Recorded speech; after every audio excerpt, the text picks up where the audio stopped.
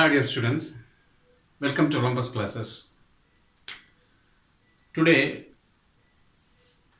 we will discuss Newton's laws of motion.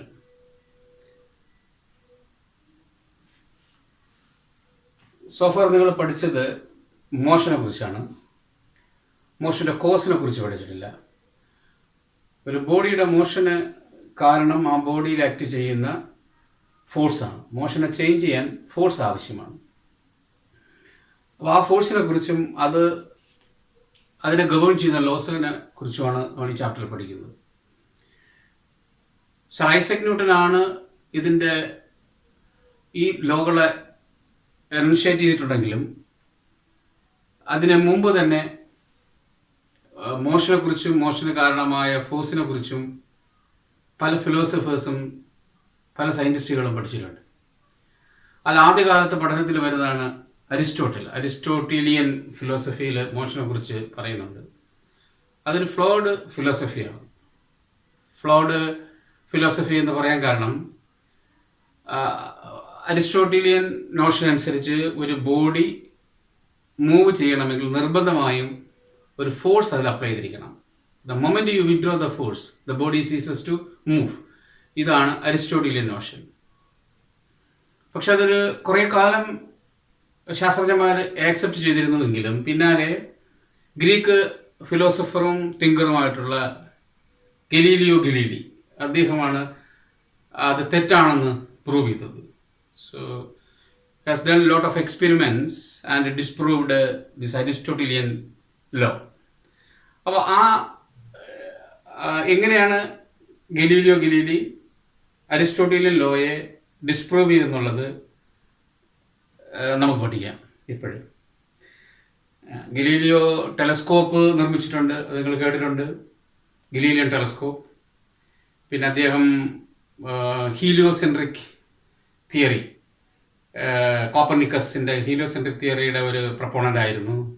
അതിനു മുമ്പ് കോപ്പർനിക്കസിന് മുമ്പ് ഉണ്ടായിരുന്നത് ജിയോസെൻട്രിക് തിയറിയാണ്. ജിയോസെൻട്രിക് എന്ന് പറഞ്ഞാൽ ഭൂമി സെൻട്രൽ നിന്നുകൊണ്ട് സൺ അതിന് ചുറ്റാകെ കറങ്ങുന്നു എന്നുള്ളതാണ് ജിയോസെൻട്രിക് തിയറി. ഹീലിയോസെൻട്രിക് തിയറിയിൽ സൺ സെൻട്രലായി നിന്നുകൊണ്ട് എർത്ത് അതിന് ചുറ്റും കറങ്ങുന്നു എന്നുള്ളതാണ്. അപ്പോൾ ഈ രണ്ടാമത് പറഞ്ഞ തിയറിയുടെ ഒരു സ്ട്രോങ് പ്രൊപ്പോണൻ്റ് ആയിരുന്നു ഗലീലിയോ. മാത്രമല്ല അദ്ദേഹം ഇറ്റലിയിലെ ഫിലോസഫറും തിങ്കറുമായിരുന്നു. യൂറോപ്പിലാകമാനം അദ്ദേഹത്തിൻ്റെ കോൺട്രിബ്യൂഷൻ വളരെയധികം ആക്സെപ്റ്റൻസ് പിടിച്ചു പറ്റിയിട്ടുണ്ട്. വളരെ റെവല്യൂഷണറി ആയിട്ടുള്ള ഒരു തിങ്കറും ഫിലോസഫറും സയൻറ്റിസ്റ്റുമായിരുന്നു ഗലീലിയോ ഗലീലി. അപ്പോൾ അദ്ദേഹത്തിൻ്റെ ഒരു ലോജിക്ക് ഇങ്ങനെയാണ്. എങ്ങനെയാണ് അരിസ്റ്റോട്ടലിൻ്റെ ലോ തെറ്റാണെന്ന് തെളിയിച്ചത്? ഈ രീതിയിലാണ്. രണ്ട് ഇൻക്ലൈൻഡ് സർഫസ് നമ്മൾ എടുത്തു കഴിഞ്ഞാൽ ഒരു ഇൻക്ലൈൻഡ് സർഫസിലുള്ള ഒരു ബോഡി താഴേക്ക് പതിക്കുന്നു. അപ്പോൾ അദ്ദേഹം കണ്ടെത്തിയത് ഇത് ആക്സലറേറ്റ് ചെയ്യുന്നു എന്നുള്ളതാണ്.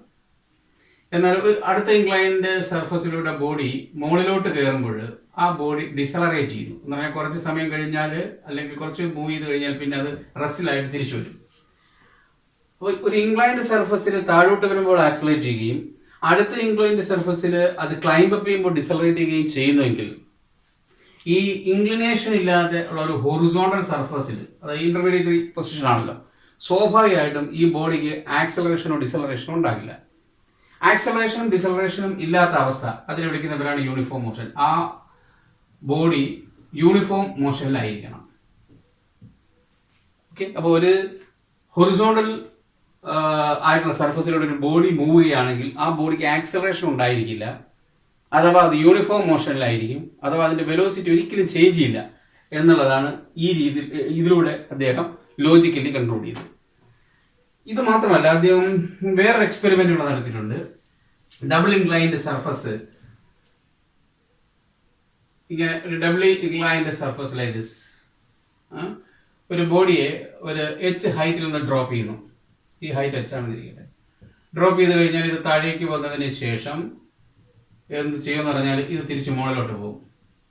ഇത് ഈ ഇൻക്ലിനേഷൻ, രണ്ടിന്റെ ഇൻക്ലിനേഷൻ സെയിം ആണെങ്കിൽ ഈ മുകളിലോട്ട് പോകുന്ന ഈ ഹൈറ്റ് ബോഡിയുടെ ഈ ഹൈറ്റ് എന്ന് പറയുന്നത് സെയിം ഹൈറ്റ് എച്ച് തന്നെയായിരിക്കും. ഓക്കെ. ഇനി ഈ രണ്ടാമത്തെ സർഫസിന്റെ ഇൻക്ലിനേഷൻ മാത്രം ചേഞ്ച് ചെയ്യുന്നു. ഇത് റിമൈൻസ് സെയിം. രണ്ടാമത്തെ സർഫസിന്റെ ഇൻക്ലിനേഷൻ കുറയ്ക്കുന്നു. കുറയ്ക്കുക എന്ന് പറഞ്ഞാൽ ഇങ്ങനെയാക്കി. ഇങ്ങനെ സർഫസിന്റെ ഇൻക്ലിനേഷൻ കുറച്ച് കഴിഞ്ഞാൽ സെയിം ഹൈറ്റിൽ നിന്ന് തന്നെ ഞാൻ ഈ ബോഡി ഡ്രോപ്പ് ചെയ്ത് കഴിഞ്ഞാൽ ഈ ബോഡി താഴേക്ക് വന്നിട്ട് ഇതിങ്ങനെ കയറിയിട്ട് സെയിം ഹൈറ്റിൽ തന്നെ എത്തും. അപ്പോൾ ഈ സെയിം ഹൈറ്റ് എന്ന് പറഞ്ഞു കഴിഞ്ഞാൽ ഇവിടെ വരും, സെയിം ഹൈറ്റിൽ എത്തുന്നു, ബോഡി റീച്ചസ് ചെയ്യുക. ഇതാണ് അദ്ദേഹത്തിന്റെ എക്സ്പെരിമെന്റൽ ഒബ്സർവേഷൻ. അപ്പോൾ ഇതിവിടെ എത്തുക എന്ന് പറയുമ്പോൾ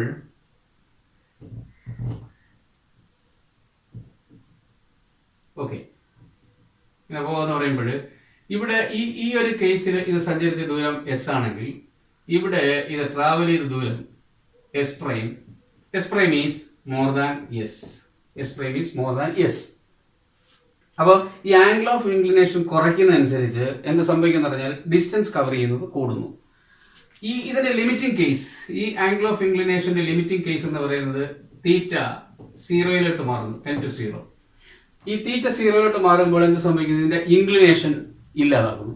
ഇതിന്റെ ഇൻക്ലിനേഷൻ ഇല്ലാതാകുക എന്ന് പറഞ്ഞു കഴിഞ്ഞാൽ ഈ താഴേക്ക് പതിക്കുന്ന ഈ ബോഡി ഇങ്ങനെ വന്നതിന് ശേഷം ഇങ്ങനെയാണ്, ഇതിങ്ങനെ എക്സ്റ്റെൻഡ് ചെയ്ത് പോകുന്ന കരുതുക.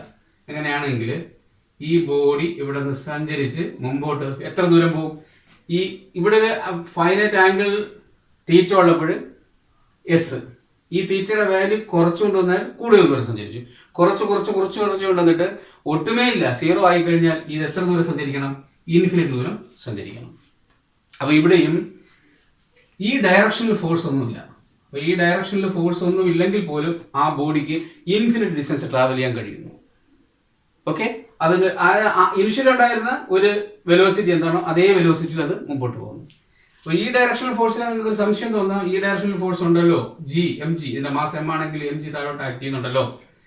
പക്ഷെ ഇത് വെർട്ടിക്കൽ ഡയറക്ഷനുള്ള ഫോഴ്സ് ആണ്, ഇത് ഹൊറിസോണ്ടൽ മോഷൻ ആണ്. അപ്പൊ ഈ വെർട്ടിക്കൽ ഫോഴ്സ് നിങ്ങൾ പഠിച്ചിട്ടുണ്ട്, വെർട്ടിക്കൽ മൂവ്മെന്റും ഹൊറിസോണ്ടൽ മൂവ്മെന്റും ഇൻഡിപെൻഡന്റ് മൂവ്മെന്റുകളാണ്, മോഷനാണ്. അപ്പൊ ഈ വെർട്ടിക്കൽ ആയിട്ടുള്ള ഈ ഫോഴ്സ് ഒരിക്കലും ഇതിന്റെ ഹൊറിസോണ്ടൽ മോഷനെ ഡിപ്പെൻഡ് ചെയ്യുന്നില്ല, അല്ലെങ്കിൽ ഈ mg ഒരിക്കലും ഈ ഹൊറിസോണ്ടൽ മോഷനെ കോൺട്രിബ്യൂട്ട് ചെയ്യുന്നില്ല. Got it? അപ്പൊ ഈ നേരത്തെ പറഞ്ഞ ആ എക്സ്പെരിമെന്റും ഈ 2 കാര്യങ്ങൾ വെച്ചുകൊണ്ടാണ് അരിസ്റ്റോട്ടീലിയൻ നോഷനെ ഗലീലിയോ ഡിസ്പ്രൂവ് ചെയ്തത്. ഓക്കെ, നമുക്ക് ആദ്യം ന്യൂട്ടന്റെ ഫസ്റ്റ് ലോയെ കുറിച്ച് പഠിക്കാം. ഫസ്റ്റ് ലോ സ്റ്റേറ്റ്മെന്റ് നിങ്ങൾ 9th സ്റ്റാൻഡേർഡിൽ പഠിച്ചിട്ടുണ്ട്. Every body in the universe continuous it state of rest or of uniform motion along a straight line unless it is acted upon by an external force.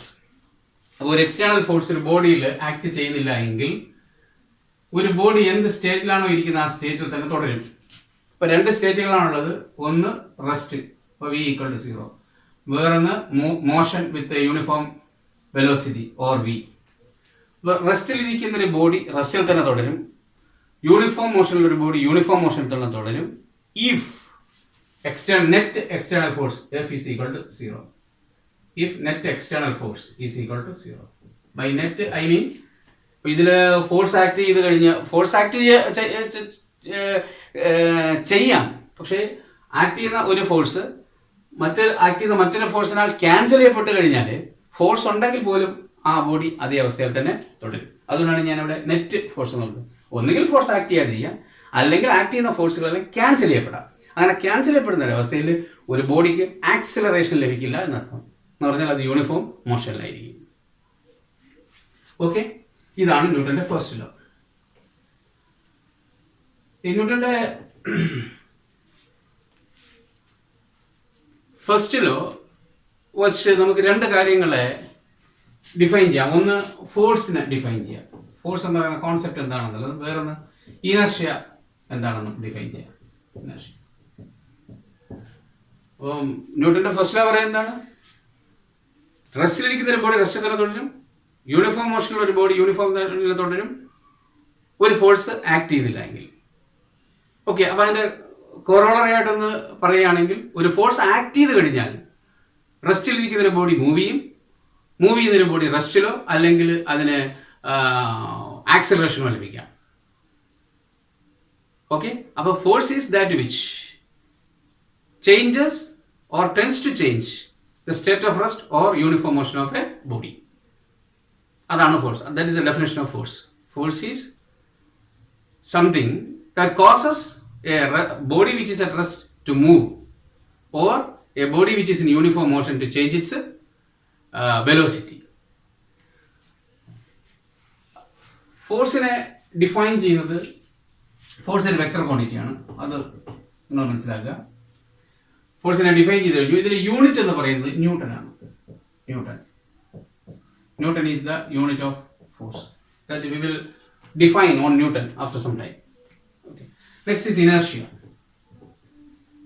Inertia അതും നിങ്ങൾ 9th സ്റ്റാൻഡേർഡിൽ പഠിച്ചിട്ടുണ്ട്. Inertia എന്താണെന്നുള്ളത് ഒരു ഇങ്ങനെ നിങ്ങൾ ചിന്തിച്ചാൽ ഒരു ചെറിയൊരു റോക്കും വളരെ വലിയ ഒരു റോക്കും ഇവിടെ ഉണ്ടെന്ന് കരുതുക. Both are at rest. രണ്ടും റെസ്റ്റിൽ തന്നെയാണ്. ഓക്കെ. അപ്പൊ ഈ ബോഡിയെ എനിക്ക് മൂവ് ചെയ്യിക്കണം. അപ്പൊ സ്വാഭാവികമായിട്ടും ന്യൂട്ടന്റെ ഫസ്റ്റ് ലോ അനുസരിച്ച് ഇതിന്റെ മേളിൽ ഒരു എക്സ്റ്റേണൽ ഫോഴ്സ് ആക്ട് ചെയ്യണം, സേ എഫ്. അതേ എക്സ്റ്റേണൽ ഫോഴ്സ് തന്നെ ഞാൻ ഇവിടെ അപ്ലൈ ചെയ്യുന്നു. അപ്പൊ ഈ ഒരു ഫോഴ്സ് കൊടുത്താൽ ജസ്റ്റ് ഇത് മൂവ് ചെയ്യുമെങ്കിൽ ഇതേ ഫോഴ്സ് ഇവിടെ അപ്ലൈ ചെയ്താൽ ഇത് മൂവ് ചെയ്യുമോ? ഇല്ല, കാരണം ഇത് ഹെവി റോക്കാണ്. അത് നമ്മുടെ എക്സ്പീരിയൻസ് നമുക്കറിയാവുന്ന കാര്യമാണ്. അപ്പൊ എന്താണ് ഇവിടെ എന്ന് പറഞ്ഞു കഴിഞ്ഞാല് ഇതിന്റെ റിലക്റ്റൻസ് ടു ചേഞ്ച് നേക്കാളും കൂടുതലാണ് ഇതിന്റെ റിലക്റ്റൻസ് ടു ചേഞ്ച്. ഈ റിലക്റ്റൻസ് ഫോർ എ ചേഞ്ച് അതിനെ വിളിക്കുന്നവരാണ് ഇനർഷ്യ. അഥവാ ഇതിന്റെ ഇനർഷ്യ കുറവും ഇതിന്റെ ഇനർഷ്യ കൂടുതലാണെന്ന് അർത്ഥം.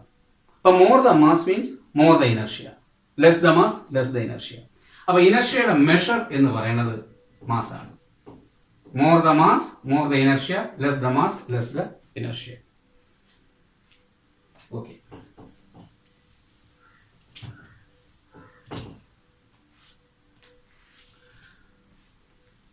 ഇവിടെ ഒരു ബോഡി മൂവ് ചെയ്യണമെങ്കിൽ അതിന്റെ മുകളിൽ ഒരു എക്സ്റ്റേണൽ ഫോഴ്സ് ആക്ട് ചെയ്യും, നെറ്റ് എക്സ്റ്റേണൽ ഫോഴ്സ് ആക്ട് ചെയ്തിരിക്കണം.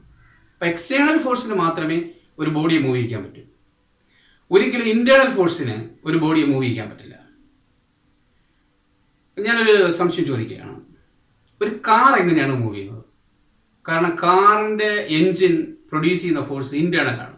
കാരണം കാറിനുള്ളിലാണ് എഞ്ചിൻ ഇരിക്കുന്നത്. അപ്പൊ നിങ്ങൾ കാറിൽ കയറി എന്നിട്ട് കാറിന്റെ സീറ്റിൽ പിടിച്ച് തള്ളിയാൽ ഒരിക്കലും കാർ നീങ്ങുന്നില്ല. ക്ലിയർ ആണല്ലോ? അത് ഇന്റേണൽ ഫോഴ്സ് ആയതുകൊണ്ടാണ്. അപ്പൊ അതേപോലെ കാറിന്റെ എഞ്ചിൻ എങ്ങനെയാണ് കാറിനെ നീക്കുന്നത്? അത് ഇന്റേണൽ ഫോഴ്സ് ആണ്. അപ്പൊ സ്വാഭാവികമായിട്ട് അതിന്റെ ബോഡിയെ മൂവ് ചെയ്യിക്കാൻ അതിന് കഴിയില്ല. കാറിനെ മൂവ് ചെയ്യിക്കാൻ ആ ഇന്റേണൽ ഫോഴ്സിന് കഴിയില്ല. അവിടെ എന്താണെന്ന് വെച്ച് കഴിഞ്ഞാൽ ഈ കാറിന്റെ വീലുകൾ കപ്പിൾ ചെയ്തിരിക്കുന്നത് അതിന്റെ എഞ്ചിനുമായിട്ടാണ്. ഈ വീല് റോഡിന്റെ സർഫസിലാണ്. ഇതൊരു ഫ്രിക്ഷണൽ സർഫസാണ്, ഫ്രിക്ഷനുള്ള സർഫസാണ്. അപ്പൊ സ്വാഭാവികമായിട്ടും ഇത് മുമ്പോട്ട് പോകണമെങ്കിൽ ഈ ഡയറക്ഷനിൽ ഒരു ഫോഴ്സ് വേണം.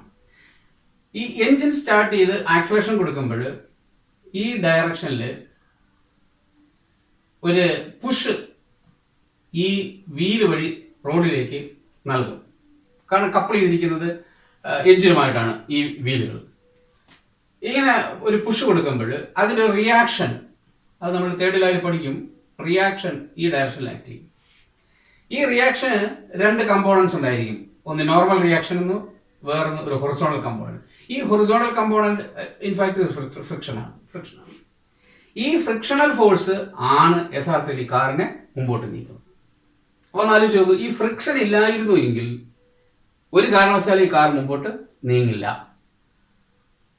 അപ്പൊ ഈ എഞ്ചിന്റെ പവർ കൊണ്ടല്ല കാർ നീങ്ങുന്നത്. എഞ്ചിന്റെ പവർ ഉപയോഗിച്ച് കാറിന്റെ വീലുകൾ തറയിലേക്ക് ഒരു പ്രഷർ നൽകുമ്പോൾ അല്ലെങ്കിൽ ഒരു ഫോഴ്സ് നൽകുമ്പോൾ അതിന്റെ റിയാക്ഷന്റെ കമ്പോണന്റ് ആയിട്ട് വരുന്ന ഫ്രിക്ഷൻ, ഈ ഫ്രിക്ഷൻ ആണ് കാറിന് മുമ്പോട്ട് നീക്കുന്നത്. നമ്മൾ നടക്കുമ്പോഴും സംഭവിക്കുന്നത് തന്നെയാണ്. അപ്പൊ ഈ ഫ്രിക്ഷൻ ഇല്ലായിരുന്നുവെങ്കിൽ ഒരു കാരണവശാലും കാർ മുമ്പോട്ട് പോവില്ല. Got it? അപ്പൊ അതിന് നിങ്ങൾക്ക് നല്ലൊരു ഉദാഹരണം പറയാം. ഈ കാറ് കിടക്കുന്നത് ഈർപ്പമുള്ള ഒരു പുൽത്തകിടിലാണെന്നിരിക്കട്ടെ. ഈർപ്പമുള്ള പുൽത്തകിടി കിടക്കുന്ന കാറാണെങ്കിൽ നിങ്ങൾ സ്റ്റാർട്ട് ചെയ്ത് ആക്സിലേഷൻ കൊടുത്താലും ആ വീലുകൾ പുൽത്തകിടിയിൽ കിടന്ന് കറങ്ങുമെന്നല്ലാതെ മുമ്പോട്ട് പോയിട്ടില്ല. കാരണം അവിടെ ഫ്രിക്ഷൻ കുറവാണ്. അല്ല, വളരെ മിനുസമാണ് റോഡെങ്കിലും ഇതേ അവസ്ഥ തന്നെയാണ്. ഓക്കെ, കാറിന് മുമ്പോട്ട് നമുക്ക് നടക്കാനും പറ്റും. നമ്മൾ നടക്കുമ്പോഴും തന്നെയാണ് സംഭവിക്കുന്നത്. നമ്മൾ ഒരു ഫോഴ്സ് താഴോട്ട് എക്സേർട്ട് ചെയ്യുന്നു, ഒരു പുഷ് കൊടുക്കുന്നു, അതിൻ്റെ റിയാക്ഷൻ ഫോഴ്സ് നമ്മുടെ ശരീരത്തിലേക്ക് ആക്ട് ചെയ്യുന്നു. അതിന് രണ്ട് കമ്പോണന്റ് ആയിരിക്കും, റിയാക്ഷൻ ഫോഴ്സിന് ഒരു ഹൊറിസോണ്ടലും ഒരു വെർട്ടിക്കലും. ഇത് നോർമൽ റിയാക്ഷൻ. ഈ ഹൊറിസോണ്ടൽ ഫോഴ്സ് എന്ന് പറയുന്നതാണ് ഫ്രിക്ഷൻ എന്ന് പറയുന്നത്. ഈ ഫോഴ്സ് ആക്ട് ചെയ്യുന്ന ഈ ഫോഴ്സാണ് നമ്മളെ കാലിനെ മുമ്പോട്ട് വലിച്ചു കൊണ്ടുപോകുന്നത്. അപ്പോൾ ഫ്രിക്ഷൻ ഇല്ല എങ്കിൽ നമുക്ക് ഒരടി മുന്നോട്ട് പോകാൻ പറ്റത്തില്ല. അതുകൊണ്ടാണ് നമ്മൾ സ്ലിപ്പറി ആയിട്ടുള്ള വളരെ ഫ്രിക്ഷൻ കുറഞ്ഞ ഒരു സർഫസിൽ നമുക്ക് നടക്കാൻ സാധ്യമല്ല. ഐസ് പാളികളുടെ മുകളിലൂടെ നടക്കുക എന്ന് പറയുന്നത് വളരെ ബുദ്ധിമുട്ടുള്ള ദുഷ്കരമായ ഒരു സംഗതി. അവിടെ ഫ്രിക്ഷൻ ഒട്ടുമേ ഇല്ലാത്തൊരവസ്ഥയല്ല, കുറച്ചെങ്കിലും ഉണ്ട് എന്നുള്ളതാണ്. ദേശമെങ്കിലും നമുക്ക് നടക്കാൻ കഴിയും. ഒട്ടും ഇല്ലാത്തൊരവസ്ഥയിൽ ഒരു കാരണവശാലും നിങ്ങൾക്ക് മുന്നോട്ട് നടക്കാൻ കഴിയത്തില്ല.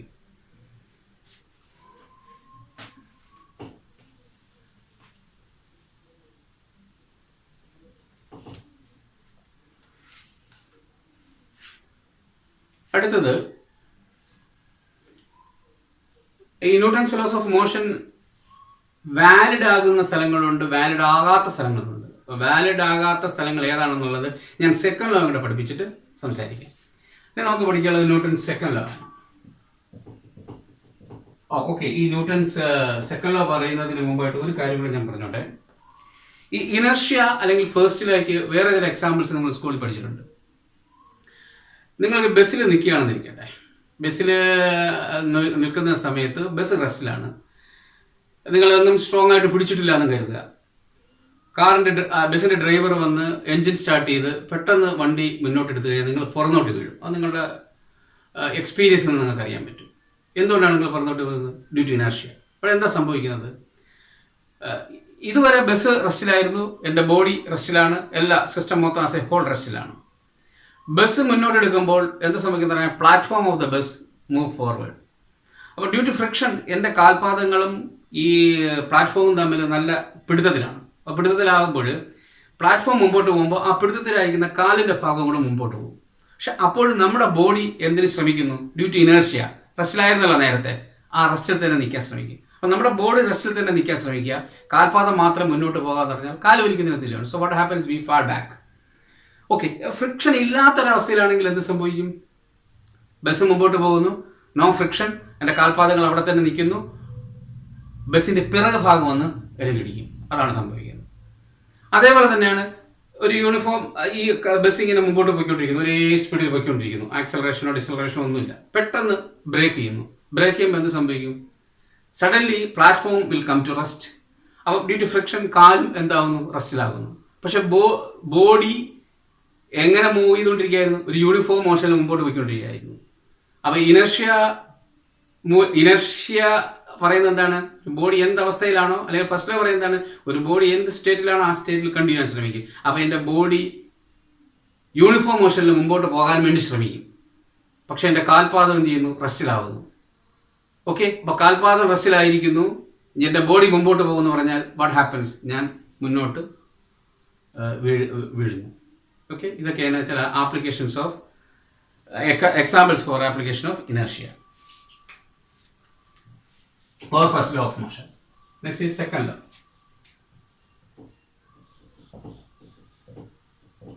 ഈ ഫസ്റ്റ് ലോ വെച്ചുകൊണ്ട് നമ്മൾ ഫോഴ്സിനെ ഡിഫൈൻ ചെയ്തു, ഫോഴ്സിനെ കുറിച്ചൊരു കോൺസെപ്റ്റ് കിട്ടി, ഇനർഷ്യ എന്താണെന്ന് മനസ്സിലാക്കി, അതൊക്കെ. പക്ഷെ ഇപ്പോഴും ഫോഴ്സിനെ മെഷർ ചെയ്യാൻ നമുക്ക് കഴിഞ്ഞിട്ടില്ല. സോ സെക്കൻഡ് ലോ എന്ന് പറയുന്നത് ഫോഴ്സിനെ എങ്ങനെ മെഷർ ചെയ്യാം എന്നുള്ളതാണ്. അപ്പോൾ ഇതൊരു ക്വാണ്ടിറ്റേറ്റീവ് അനാലിസിസ് ആണ്, എങ്ങനെ നമുക്ക് ഫോഴ്സിനെ മെഷർ ചെയ്യാം. ഇപ്പം ന്യൂട്ടന്റെ സെക്കൻഡ് ലോ പറയുന്നതാണ് the rate of, ഞാൻ എഴുതാത്, the rate of change of momentum is proportional to the applied force, applied net force and takes place in the direction of force, and it takes place in the direction of force. ഇതാണ് ന്യൂട്ടന്റെ second law. ഇത് ഇങ്ങനെ നമുക്ക് explain ചെയ്യാം. Imagine ഇവിടെ ഒരു mass, അതൊരു uniform വെലോസിറ്റിയിൽ say വിയിൽ സഞ്ചരിക്കുന്നു. ഞാനൊരു ഫോഴ്സ് സേ എഫ് അപ്ലൈ ചെയ്യുന്നു. ആ അപ്ലൈ ചെയ്യുന്നത് ഒരു ഡെൽറ്റ ടി ടൈമിലേക്കാണ്. ഈ മാസ് ഡെൽറ്റ ടി ടൈം കഴിയുമ്പോഴേക്കും വി പ്രൈം എന്ന് പറയുന്ന ഒരു വെലോസിറ്റി അക്വയർ ചെയ്യുന്നു. ഓക്കെ, അപ്പൊ ഇത് ഓക്കെ. ഈ സെക്കൻഡ് ലോ പറയുന്നതിന് മുമ്പ് എനിക്കൊരു പുതിയൊരു കോൺസെപ്റ്റ് ഇൻട്രൊഡ്യൂസ് ചെയ്യാനുണ്ട്. അതിനെ വിളിക്കുന്നവരാണ് മൊമെന്റം. മൊമെന്റം മൊമെന്റം എന്നത് ഇങ്ങനെ എക്സ്പ്ലെയിൻ ചെയ്യാം. സി, ഒരു രണ്ട് ഐഡന്റിക്കൽ ആയിട്ടുള്ള മാസ്, ഒരു മാസിന് സ്പീഡ് കുറവാണ്, മറ്റേ മാസിന് സ്പീഡ് വളരെ കൂടുതലാണ്. രണ്ടിന് ഐഡന്റിക്കൽ മാസാണ്, മുമ്പോട്ട് മൂവ് ചെയ്യുന്നു. ഇത് രണ്ട് കല്ലുകളാണ് ഉരുണ്ട് വരുന്നിരിക്കട്ടെ. ഒന്ന് സ്ലോയിൽ ഉരുണ്ട് വരുന്നു, വേറെ സ്പീഡിൽ ഉരുണ്ട് വരുന്നു. ഏതിനെ തടഞ്ഞു നിർത്താനായിരിക്കും നമുക്ക് ബുദ്ധിമുട്ട്, കൂടുതൽ ഫോഴ്സ് വേണ്ടി വരുന്നു? സ്വാഭാവികമായിട്ടും ഈ കൂടുതൽ വെലോസിറ്റി ഉള്ളത് ആണല്ലോ. അപ്പൊ ഇതിനകത്ത് കണ്ടെയ്ൻ ചെയ്യുന്ന മോഷനേക്കാൾ കൂടുതൽ ഇതിനകത്ത് കണ്ടെയ്ൻ ചെയ്യുന്നു പറയാം, കാരണം അതിന് വെലോസിറ്റി കൂടുതലാണ്. അപ്പോൾ വിയുമായിട്ട് ബന്ധപ്പെട്ടിരിക്കുന്നു മോഷന്റെ കണ്ടന്റ്. എന്തുമാത്രം മോഷൻ, ക്വാണ്ടിറ്റി ഓഫ് മോഷൻ എന്ന് പറയുന്നത് നമുക്ക് ഒന്ന് വിളിച്ചു നോക്കാം. ആ ക്വാണ്ടിറ്റി ഓഫ് മോഷൻ കണ്ടെയ്ൻ ചെയ്യുന്നത് ഇതിനുള്ളിൽ കൂടുതലാണ്, അപ്പൊ അത് വെലോസിറ്റി കൂടുതലായിട്ടുണ്ട്. ഇനി അടുത്തൊരു കേസ് നോക്കൂ. രണ്ടിനും ഒരേ വെലോസിറ്റിയാണ്. ഓക്കെ, രണ്ടിനും ഒരേ വെലോസിറ്റി. ഒന്ന് കുറച്ച് വലുതാണ്, അല്ലെങ്കിൽ മാസ് ഹെവിയാണ്. ഇത് ഹെവി മാസ് ആണ്, ഹെവി മാസ് ആണ്. ഓക്കെ, അപ്പം ഈ രണ്ട് ബോഡികളും മുമ്പോട്ട് വരികയാണെങ്കിൽ, ഒന്ന് ഒരു സൈക്കിളും ഒന്നൊരു ബസ്സും ആണെന്ന് കരുതുക. ഒന്നൊരു സൈക്കിളും ഒന്നൊരു ബസ്സും, രണ്ടും സഞ്ചരിക്കുന്ന ഒരേ സ്പീഡിലാണ്. ഒരേ സ്പീഡിൽ സഞ്ചരിക്കുന്ന ഈ സൈക്കിളിനെയും ബസ്സിനെയും നമ്മൾ തടഞ്ഞു നിർത്താൻ ശ്രമിച്ചു കഴിഞ്ഞാൽ ഏതിനായിരിക്കും തടഞ്ഞു നിർത്താൻ നമുക്ക് ബുദ്ധിമുട്ട്? അല്ലെങ്കിൽ ഏതായിരിക്കും തുടർച്ചയായി മൂവ് ചെയ്യാൻ വേണ്ടി ശ്രമിക്കുന്നത്? ഇനർഷ്യ കൂടുതലാർക്കായിരിക്കും? സ്വാഭാവികമായിട്ടും ഇതിനായിരിക്കും. അപ്പൊ ഇതിനകത്ത് മോർ മോഷൻ ഉണ്ട്, ഇതിനകത്ത് ലെസ് മോഷനേ ഉള്ളൂ നമുക്ക് പറയാൻ പറ്റും. ഓക്കെ, അപ്പൊ മാസിനെയും ഡിപ്പെൻഡ് ചെയ്യുന്നു. മാസ്, ഞാൻ ഈ മാസം എന്നുള്ള അർത്ഥത്തിലല്ല, പൊതുവെ മാസം എന്നുള്ള ഇതിലാണ് എഴുതിക്കുന്നത്. അല്ലാതെ ഇത് നിങ്ങൾ ഡിസ്റ്റിങ് ചെയ്യേണ്ട, ക്യാപിറ്റൽ എഴുതേണ്ട നിങ്ങൾ തെറ്റിദ്ധരിക്കേണ്ട. ഞാൻ പൊതുവായിട്ടുള്ള സംഗതിയാണ് മാസ്. അപ്പം മാസിനെയും ഡിപ്പെൻഡ് ചെയ്യുന്നു, വെലോസിറ്റിയും ഡിപ്പെൻഡ് ചെയ്യുന്നു. ഈ രണ്ടിന്റെയും പ്രോഡക്റ്റ് ഇതിനെ വിളിക്കുന്ന പേരാണ് പി. പി അഥവാ മൊമെന്റം. മൊമെന്റത്തെ റെപ്രസെന്റ് ചെയ്യുന്ന ലെറ്റർ പി ആണ്. Okay, momentum, please keep in mind, it is a vector quantity. So vector P is equal to m into vector v. Okay, കാരണം ഈ ഒരു പ്രോഡക്റ്റ് ഓഫ് മാസ് നമ്മളിവിടെ ഉപയോഗപ്പെടുത്തുന്നുണ്ട്, അതുകൊണ്ടാണ് ഞാൻ ഇത് എക്സ്പ്ലെയിൻ ചെയ്തത്. ഇനി നമ്മുടെ സെക്കൻഡ് ലോയിലേക്ക് വരാം. അപ്പം rate of change of momentum, ഈ മൊമെന്റം ആണ് ഞാൻ നേരത്തെ എക്സ്പ്ലെയിൻ ചെയ്യാറുള്ളത്, ഇപ്പൊ എക്സ്പ്ലെയിൻ ചെയ്തു. ഈ rate of change of momentum is proportional to applied force and takes place in the direction of force. Clear? അപ്പൊ ഇവിടെ what is change in momentum? Change in momentum, change in momentum equal to final momentum mv prime minus initial momentum mv, or ഈ change in മൊമെന്റത്തെ let me call it as delta p, or this is equal to m into v prime minus v. Right? Now what is the rate of change of momentum? So rate of change of momentum, rate of change in momentum, rate of change in momentum is equal to delta p divided by delta t. കാരണം ഇത്രയും momentum change സംഭവിച്ചത് delta T time കൊണ്ടാണ്. Initially V ആയിരുന്നു, V prime വെലോസിറ്റിയിലേക്ക് മാറിയത് ഈ delta T time കൊണ്ടാണ്. അപ്പൊ ഞാൻ എഴുതുന്നു this is equal to m into ഈ വി പ്രൈം മൈനസ് വി യെ ഞാൻ ഡെൽറ്റ വി എന്ന് വിളിക്കുന്നു, delta V divided by delta T. What is delta v by delta t? Rate of change of velocity. What is rate of change of velocity? Acceleration. Therefore this is equal to mass into acceleration. So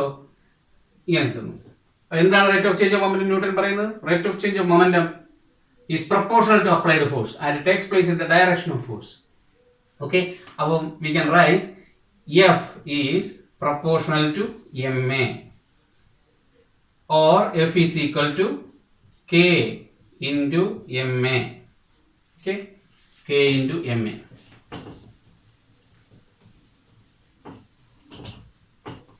Okay, F is equal to K into MA. ഈ definition പറഞ്ഞിട്ടുണ്ട്, the direction of force is in the direction of rate of change of momentum. ഈ rate of change of momentum നിന്നാണ് നമുക്ക് MA കിട്ടിയത്. അപ്പൊ ഈ M എയുടെ ഡയറക്ഷനിലായിരിക്കും ഫോഴ്സിന്റെ ഡയറക്ഷൻ. ഈ കെ എം എയില് എം എ കെ കോൺസ്റ്റന്റ് ആണ്, എം മാസ് ആണ്, എ ആക്സലറേഷൻ ആണ്.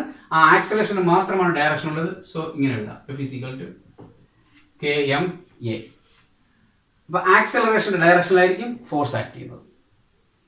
ഓക്കെ, ഇവിടെ ഞാൻ ഇതുവരെ ഫോഴ്സിന്റെ യൂണിറ്റ് ഡിഫൈൻ ചെയ്തിട്ടില്ല.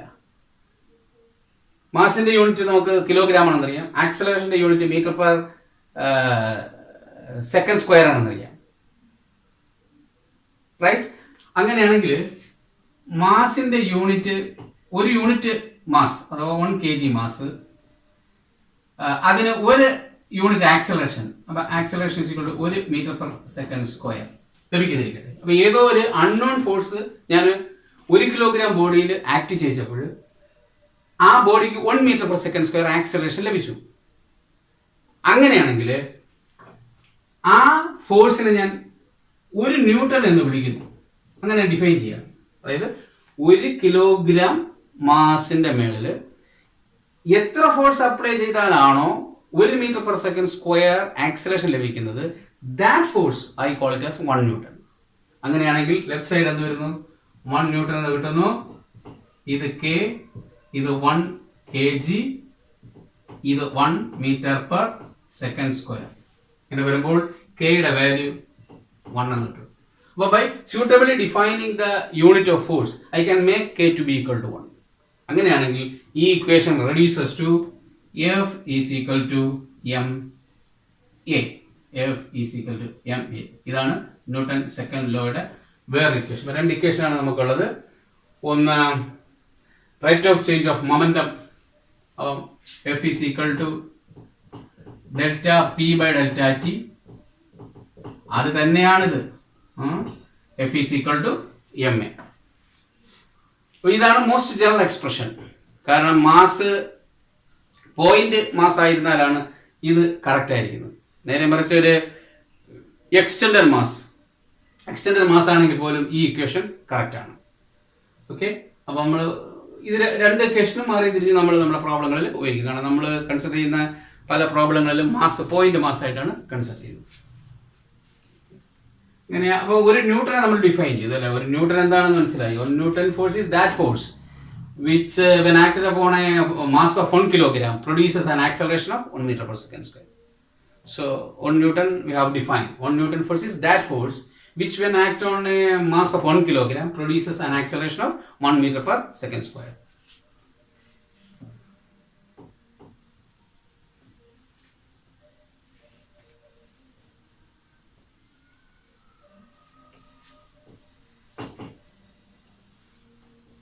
So its ആപ്ലിക്കേഷനും ഇതിന്റെ പ്രോബ്ലംസും ഒക്കെ നമ്മൾ മറ്റൊരു ക്ലാസ്സിൽ ഡിസ്കസ് ചെയ്യുന്നതായിരിക്കും. ഞാൻ ഇനി അടുത്ത തേർഡ് ലോ ഓഫ് മോഷനും കൂടെ ഡിഫൈൻ ചെയ്യാം.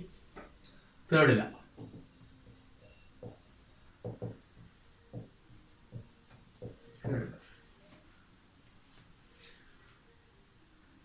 ലോ ഓഫ് മോഷൻ സ്റ്റേറ്റ് ചെയ്യുന്നത് ഇങ്ങനെയാണ്: for every action there is an equal and opposite reaction. അതായത് ഫോഴ്സ് പെയറിലായിരിക്കും എക്സിസ്റ്റ് ചെയ്യുന്നത്, പെയർ ആയിട്ടായിരിക്കും എക്സിസ്റ്റ് ചെയ്യുന്നത്. പെയർ ആയിട്ട് എക്സിസ്റ്റ് ചെയ്യാന്ന് പറഞ്ഞാൽ ഒരു ബോഡിയിൽ ഞാനൊരു ഫോഴ്സ് അപ്ലൈ ചെയ്ത് കഴിഞ്ഞാൽ, സേ ഞാൻ എൻ്റെ കൈത്തലം കൊണ്ട് ഞാൻ ഈ ബോർഡിനെ അമർത്തുന്നു. So I'm applying a force on the board. അങ്ങനെയാണെങ്കിൽ ആ ബോർഡ് ഇൻ ടേൺ എൻ്റെ കൈത്തലത്തിൽ ഒരു ഫോഴ്സ് അപ്ലൈ ചെയ്യും.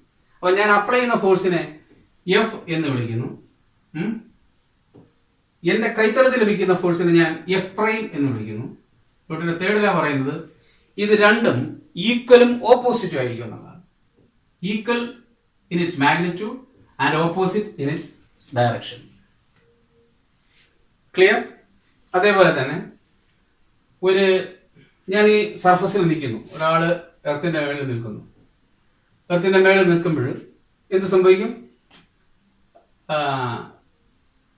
എർത്ത് ഈ വ്യക്തിയെ താഴേക്ക് mg യിൽ വലിക്കും.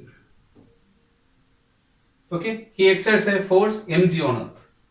അപ്പോൾ തിരിച്ച് earth will also exert a force mg on the same force mg on the person. Right? അതാണ് ന്യൂട്ടന്റെ തേർഡ് ലോ. ഓക്കെ,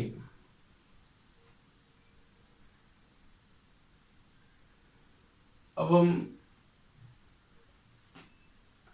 ഇവിടെ നമ്മൾ പ്രോബ്ലം ചെയ്യുമ്പോൾ പലപ്പോഴും ഇവിടെ ഒരു പോയിന്റ് നിങ്ങൾ മനസ്സിലാക്കേണ്ടത്, ഈ ആക്ഷനും റിയാക്ഷനും എപ്പോഴും ആക്ട് ചെയ്യുന്ന രണ്ട് ഡിഫറെന്റ് ബോഡീസിലായിരിക്കും. They act on different bodies. They act on different bodies. Number 1. Number 2, they always exist in pairs. They exist in pair. പെയറിലെ അത് എക്സിസ്റ്റ് ചെയ്യും എന്ന് വെച്ച് കഴിഞ്ഞാൽ, ഈ വ്യക്തി എർത്തിൽ ഫോഴ്സ് എക്സർട്ട് ചെയ്യുമ്പോൾ എർത്തിന്റെ മേളിലാണ് ഇത് ആക്ട് ചെയ്യുന്നത്. അപ്പൊ ഈക്വൽ ആയിട്ടുള്ളൊരു ഫോഴ്സ് എർത്ത് മുകളിലോട്ട് ആക്ട് ചെയ്യുന്നു. ആ ആക്ട് ചെയ്യുന്ന ഫോഴ്സ് ഈ വ്യക്തിയുടെ മേളിലാണ്. അപ്പൊ ഒന്ന് ബോഡി എർത്തിൽ ഫോഴ്സ് എക്സർട്ട് ചെയ്യുമ്പോൾ എർത്ത് ബോഡിയിലും ഫോഴ്സ് എക്സർട്ട് ചെയ്യുന്നു. അപ്പൊ അതുകൊണ്ട് തന്നെ ഇത് ഒരിക്കലും ക്യാൻസൽ ചെയ്യപ്പെടുന്നില്ല. കാരണം എപ്പോഴാണ് രണ്ട് ഫോഴ്സുകൾ ക്യാൻസൽ ചെയ്യപ്പെടുന്നത്? രണ്ട് ഫോഴ്സുകളും ഒരേ ബോഡിയിൽ ആക്ട് ചെയ്യുകയാണെങ്കിലാണ് അത് ക്യാൻസൽ ചെയ്യപ്പെടുന്നത്. ഈക്വൽ ആൻഡ് ഓപ്പോസിറ്റ് ആണെങ്കിൽ. ഇപ്പോൾ അതായത് ഞാനിവിടെ ഒരു ബോഡി, ഈ ബോഡിയിൽ ഇങ്ങോട്ട് 10 ന്യൂട്ടൺ കൊടുക്കുന്നു, ഇങ്ങോട്ടും 10 ന്യൂട്ടൺ കൊടുക്കുന്നു. അങ്ങനെയാണെങ്കിൽ ഇവിടെ നെറ്റ് ഫോഴ്സ് എത്രയാണെന്ന് വെച്ച് കഴിഞ്ഞാൽ, നെറ്റ് ഫോഴ്സ് എത്രയാണെന്ന് വെച്ച് കഴിഞ്ഞാൽ 0. Net force 0. പക്ഷെ ഈ ആക്ട് ചെയ്യുന്ന രണ്ട് ഫോഴ്സുകളും ഡിഫറെന്റ് ഓബ്ജക്ട്സിലാണെങ്കിലോ ഒന്ന് ആലോചിച്ച് നോക്കൂ, ഒരിക്കലും നെറ്റ് ഫോഴ്സ് 0 അല്ല. അപ്പൊ അതുകൊണ്ട് തന്നെ ഈ ആക്ഷൻ റിയാക്ഷൻ പെയർ ഒരിക്കലും ക്യാൻസൽ ചെയ്യപ്പെടുന്നില്ല. ആ ഒരു കോൺസെപ്റ്റ് നിങ്ങൾ മനസ്സിലാക്കിയിരിക്കണം.